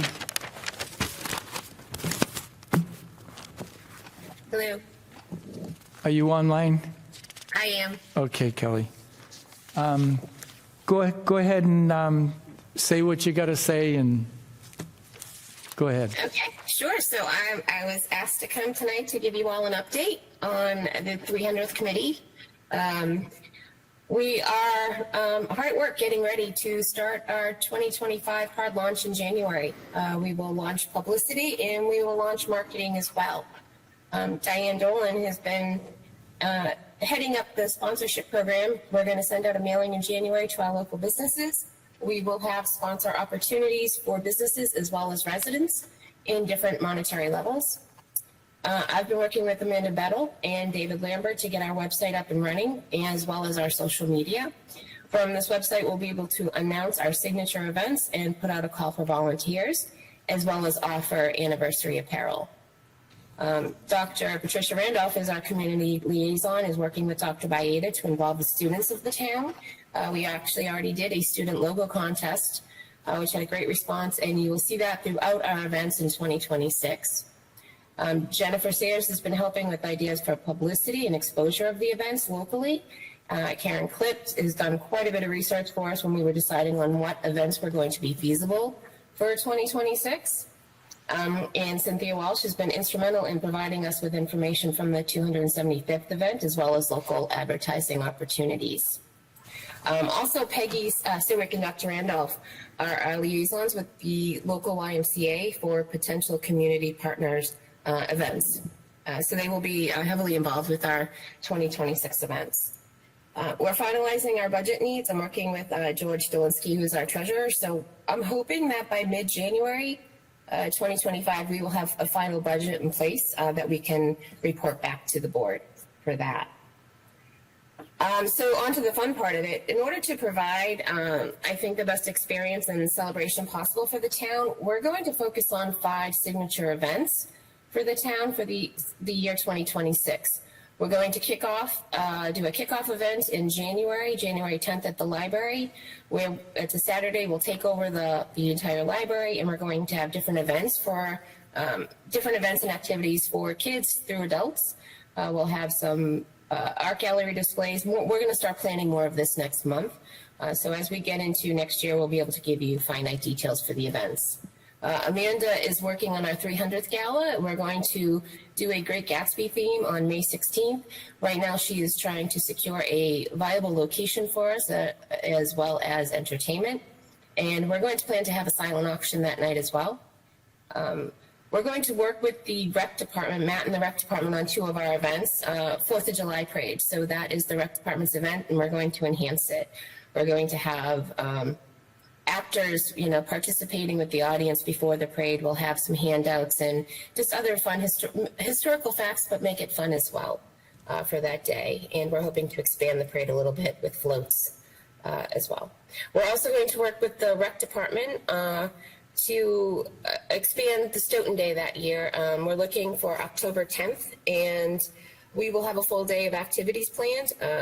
More to come on that, but we're hoping to have possibly a 5K, and then the usual vendors for Stoughton Day, and then some entertainment, and if possible, end with a fireworks at the end. We'll close out our signature events with the closing ceremony. Our goal is to do it on, looks like December 12th. It would be in the afternoon before the Holiday Lights Parade, and we will have a time capsule. And right now, it would be planned for the Great Hall, but if the train station is up and running, we would love to do it there. So we could have a, just a closing celebration and toast, and then have people walk down to the center of town for the parade. All these events are free except for the gala, and we'll figure out pricing as we secure locations and food and everything. We're going to have apparel. We're working with Camelot, a local vendor right now, and we will have polos, t-shirts, hats, commemorative items. I understand that the collectible coins were very popular, so we're looking to be able to do that for the 300th as well. So I just want to add that our committee meets 2 Mondays a month now. We will expand as needed as we get closer to the events. Meetings are open to the public, and we are welcoming and encouraging volunteers to come and be part of this planning. Our next meeting will be Monday, November 25th at 7 p.m. at the library.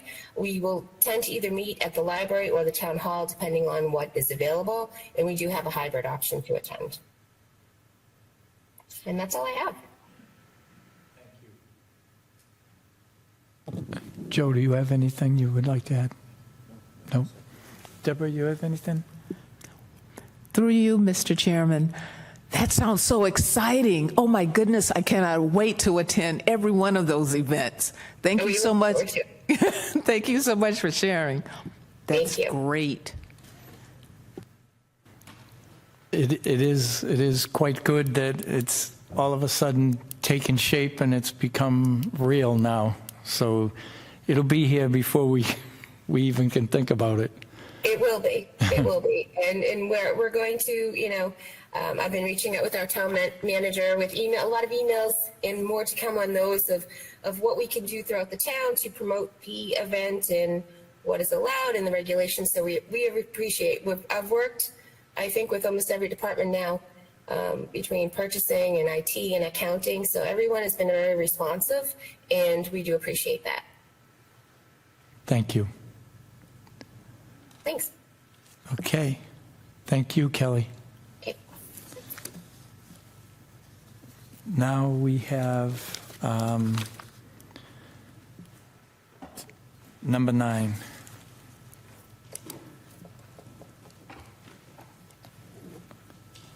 And I know this says that votes may be taken, but I just got my packet like the other day, and I was wondering if we can talk about it, but I need a little more time to go through it and balance some stuff out, because I just want to say I'm a little confused, because we have an equal opportunity committee, and this is a new built committee then? This is new? Yes, Mr. Chairman, I didn't have my microphone on. The only thing I look at is that we're going to have a lot of redundancy. I mean, we got the equal opportunity so that they were supposed to help everybody in the town hall that took the classes and all that, and I know you were involved, but... Yes, so let me share, please. Go ahead. So the intent of tonight and having it on the agenda is to get your buy-in, to get my fellow select board members buy-in to the concept. The concept is, and once again, this is just a draft, is to, I say, include the school. So it is a point of expansion or growth to include the school. So what we have is option number 1 is currently the Stoughton Equal Opportunity Committee is an advisory committee to the select board. We were founded about in year 2022. We've done some things in collaboration with the school, but we have proven that we have consistently worked with, and even with the school, and at our last town meeting, the superintendent said he wanted to work with us on DEI initiatives. So from that standpoint, if we're growing the DEI committee, the next step would be to give it some structure and a place in the government, have it as a standing committee or commission. So committee/commission, and how we would define it. When we look at the purpose statement, it's overarchingly, we're trying to memorialize or create a more structure. So I'll put my glasses on. The purpose and objective of the diversity, equity, and inclusion. So it could be called something else, like currently we call our DEI committee, Stoughton Equal Opportunity. Another term that is out with other towns and committees, because they're doing the same thing that we're doing, they may call it DEIB or DEB for DEB, Diversity, Equity, and Belonging. But with that said, the purpose is to increase cooperation, understanding, and dialogue among Stoughton residents, commercial and institutional entities, and other stakeholders of diverse cultural, religious, social, economic, racial, and ethnic, and experimental backgrounds. The DEI committee will work to welcome and promote inclusion throughout the town for anyone who resides, works, or attends school or a faith community in Stoughton, or otherwise visits Stoughton for any reason. The mission of the DEI committee/commission is to promote Stoughton as a welcoming community that, 1, values diversity, 2, strives to create a community where everyone has an equal vote and voice in the way the government works, and 3, and is a community where all people can thrive where they live, work, and play. The objectives of the DEI committee are to implement a means to recruit and retain diverse candidates at all levels, 2, support the diversity of the town's population and its workforce, board, and commissions, and 3, incorporate the REMAP training principles and utilize the racial equity tool support the mission. And as you may recall, at the onset or at the inception of the SEOC Commission, we first got a grant. The grant was through the Federal Reserve Bank and another nonprofit and the MAPC, and we went through training. From there, we set objectives, and the goal was proving that Stoughton is a welcoming committee, and it's about engagement. It's about talking to, communicating with the stakeholders. That's all stakeholders. So on our initial onset of year 2022, we worked with various departments on the municipal side. Specifically, one was to expand human resource recruitment outreach. That was very successful, and that was demonstrated by coming in front of the board, the select board, and advising you what we've done and how successful we were. Another initiative or project we worked on, which was changing the bylaws. So that was presented at the most recent town meeting, and they voted in affirmative to approve the bylaw change. But that was something that was a concept that was started by the SEOC committee, which is the Stoughton Equal Opportunity Committee, working in collaboration with Human Resources Department of Stoughton, town manager, and all of us. Another thing that we did was we worked on different events, and this is in collaboration with the school. So all this will do is formalize, give it a structure, and working with the school. Doing the same thing. It also, another point about the expansion, so let me reiterate, expansion step number 1 was to include the school. Another example of the expansion that I'm referencing, which is in this document, is to enlarge the committee. So the committee would now be membership of 9. So the odd number that we know is recommended for boards and commissions, but 5 will be appointed by the select board, 4 will be appointed by the school. If you agree with this in concept, then my next step is to socialize. I call it socializing a concept, to get the buy-in from the stakeholders. The stakeholders in this case would be the school. So that is talking with the superintendent of schools, assistant superintendent of schools, talking with the school committee, talking with organizations that are in the community, so we can all come together, and that is the communication effort, and that is the engagement that I would like to do. So, but the first step is to get your buy-in on the concept.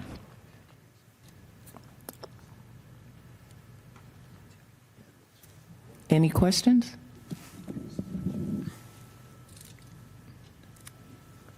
Joe? No questions? The only question I have is, do I have a little time to look at this before? Absolutely you do. I would like to answer any questions that you have. So this is not final. We're taking baby steps, right? This is an introduction of a concept that I would like your buy-in. Should we move to that point of expansion, I have Attorney Brian Winter on the line, because you may have questions on, so there are three options. Option number one is stay as is, reporting to, be an advisor to the select board. But item number two is changing the bylaws to incorporate this committee/commission, DEI commission.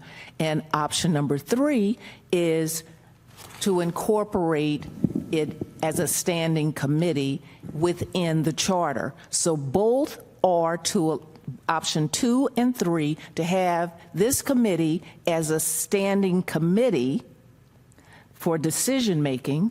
As an example, I guess to kind of to give you an idea of what I'm referencing, because this is a new idea. So a standing committee is like finance, but this is DEI. So how would it work? What I'm asking, the concept is to change, to use town meeting standing committee as a model. So that means implementation would be approved at town meeting by the town meeting representatives. And that would be, that body is a stakeholder who I would be socializing the idea to before we get to annual town meeting. That's just another stakeholder. But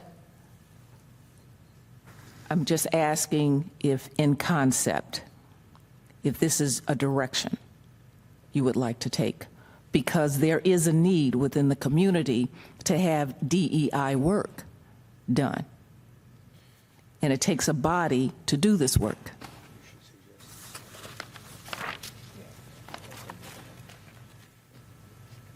Okay, there's a little silence, so I'll just add that we wanted to basically, where does this committee live within the law, within governance? It's given it some structure.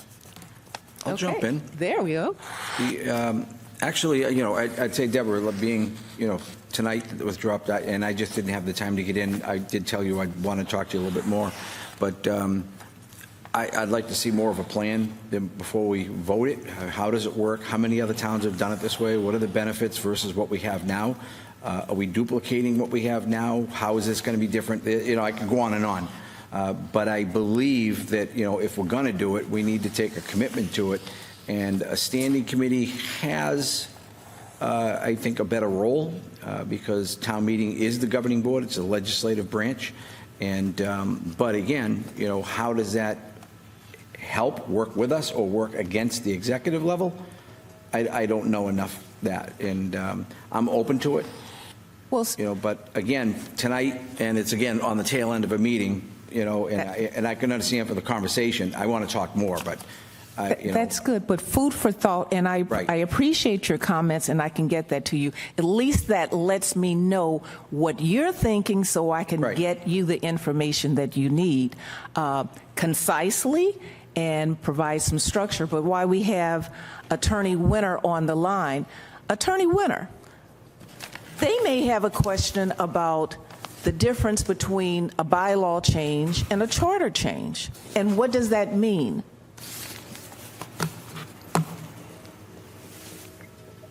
So once again, everyone, good evening. Woman Roberts and I have discussed this a few times, and one of the questions that sort of came into my world here is kind of where would this live within the legal architecture of the town? I can't obviously comment on any policy matters, surrounding it, but in terms of the legal structure, I was asked to provide a little guidance and support on that. And you can see, or when you get an opportunity to look at this, you'll see that we've sort of crafted it as a bylaw provision. And so there's sort of three tiers that you're all, I'm sure, familiar with. One is, a subcommittee or committee created by an existing board, like a committee of this board, which is where this committee lives right now. Just above that, of course, is a committee created by town meeting, which can be done in two ways. It can be sort of an ad hoc standing committee at town meeting, or it can be created through a bylaw change, adding structure under the bylaw and its own provision where sort of the purpose and intent, the mechanics, and the not only authority but the responsibilities and obligations of a committee could all be memorialized in a bylaw. And I'll circle back on that in a second. The sort of highest tier, of course, is the charter. Now, I didn't put it in a form suitable for inclusion in the charter at this point, because I think there's a flaw with doing it in something like this on a charter level, and that's that a charter is the hardest thing to change. And so when you have a new bylaw and a committee being memorialized and sort of given sort of legal validity through a bylaw, there's probably going to be some changes, and there's going to be some things that are learned along the way. If such a committee comes into existence and it functions for a year, 2 years, 3 years, there's going to be some education associated with that, and we may want to make changes. And the easiest way to do that is through town meeting on the bylaw level. Doing it on a charter level is much more difficult and challenging, and so it's less likely to happen, and there's also going to be a higher standard to get it approved in the first place. And so we thought, just as sort of a basic legal premise, we would start with a bylaw concept and see where that went. And I realize this is all a lot to take in. This is a very introductory sort of level meeting to just sort of be given this document and give everybody a chance to start looking at it and start formulating your thoughts on it. And there's a lot to come, as Ms. Roberts mentioned earlier, between now and a town meeting that might consider this in the future. Certainly there's going to be a lot of work, and I imagine the document that you have in front of you now is not going to look the same as the final product by any means. And so there's a lot of thought that will go into this, and a lot of stakeholders that will give, I imagine, some feedback. And to the extent, or how should I say this, I will support this board's direction and follow its lead as much or as little as you like. And so obviously, just being the attorney here, I can only provide comment kind of on the legal process and the different options for accomplishing a policy goal here, but I can't comment on the policy itself. So I'll be a resource as much as or as little as you wish me to be on this. And I'll turn it back over to Select Person Roberts then. Thank you, Attorney Winter. And back to you, Mr. Chairman. The only thing I have to add is that we're missing the chairman because he's sick, and Mr. Gito had to leave. So a lot of this talk is going to have to be done again. That's quite okay, because I believe in a process takes many talks, many iterations, and that's how you get the best of the best. Usually when I read through something, I scan through it, then I read through it hard, and then when I go back, I start making my changes. So I'm not anywhere near this because I'm still trying to figure out where the EOC committee is going to go when this one becomes the animal, because It would fold into that. So it would just. I don't know how it's going to fold in. You got so many members on that, and then you want so many here. You're gonna have like 60. You'll have 17. Total of 9. You'll have 7. Well, who are you going to throw away from the other committee? Are you going to let them all on, and then nobody else will be able to get on? We have 5. Right now, we have 5. But basically, what we would be doing is starting from ground zero. And I'd new. like to know where the school stands, because their life is a little private over there. So how they handle stuff is under the secret, and we don't get the right to kind of go inside that. Thus, town meeting. But anyway, socializing first to get everybody's buy-in, get the stakeholders' buy-in. We have to see. But first, I want to get my fellow select board members consent in concept. But This is in concept. I want you to also understand there's universities all across this country right now bailing on this stuff, because they're finding out that it's causing a problem. It's hurting like the new kids that come in, because they feel as though they're being like biased against and the way things are going. So some big universities have pulled out of this, and I know Walmart has pulled out of it, and some other big businesses, because they're like, they know how to control their whatever they're doing. Right. And I did read one thing in here that I don't think we need a liaison from this board to sit, and every time the town manager goes to make something they have to look at, that's a shadow. And the town manager is the town manager. He is in charge pretty much. We allow him to be in charge. Of operations. And I don't want, I know everybody in the town hall has pretty much gone through the training, and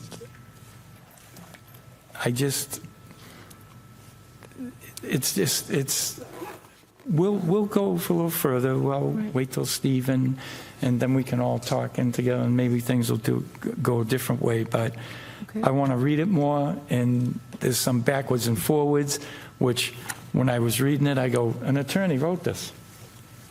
And I could tell right out of the gate an attorney wrote it. So thank you so much.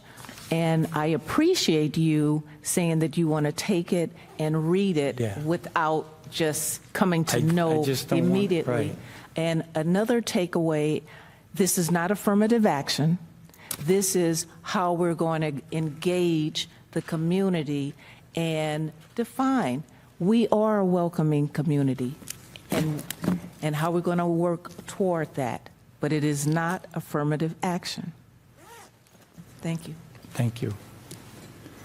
Okay. Now we're on the consent agenda, number 10. And on the consent agenda, we have A, approval of open session minutes of the meeting of October 15th, 2024. B is a release of an assignable easement. Joe, is this thing ever going away? This is it, Mr. Chairman. This is the final release. It was because, as you're well aware of the process, as you're well aware of the process, we went up and I witnessed the test pits to make sure that there were no easements up the road. Like I said, that was months ago, and for whatever the process is, I don't know, but it is the last step. This is the final. We vote so that is removed, and any construction by the new owner of that property can start forthwith. I was by the other day. I was amazed at the roadway going in. It's so nice. Well, this is the other. Yeah, this is the other end. That on the other side of the highway. Right. Yeah, that's the one that took longest. We got that done in record time compared to this one. So no, that's good catch. And you're right. Yeah, it's finally over. So And then, we can bring some more taxes into the town. This is the final step. And C is a Memorial Square application for Albert DiStefano, and we got information on that. And I would hope everybody was looking at it. And then we have Mead, Talaman, and Costa, the new fee agreement. And then, I don't know, should we put that out to bid? Is he still there? Oh, he's there. Blinking. Shadowing, there he is, he's there, he's there. Yeah, no, yeah, I just, and we have an application for a one-day alcoholic beverage license at the Avatar congregation, and Rabbi Hausman is the signatory on that. So does anybody need to pull anything from A to E? ready for a motion? No. I'm ready. Motion to approve as submitted. Second that. And I have a second from Deborah. All in favor? Aye. Okay, I'll entertain another one. Mr. Chairman, one point of order, not a point of order, point of information. I know there are people online that were waiting on items like that. Perhaps you could explain, Mr. Chairman, that if it passes a consent agenda, it just means it doesn't require debate. Right. I don't know who's waiting for what they need, but once we vote the consent agenda like we did in its entirety, every item that's there has been passed. The easement, minutes, the Memorial Square, Mead and Talaman's fee agreement that we have looked at before, and the one-day alcoholic beverage for the synagogue known as the Avatar congregation. Thank you. And we have the motion and a second. All in favor? Aye. Aye. Aye. Now the next one. Motion to Adjourn? adjourn. Second that? I'll second that. Okay, yeah. All in favor? Aye. Aye. Thank you, everyone, and Mr. Cavey will be back live when he gets a little better. So good night, everybody, and thank you. Good night, everyone.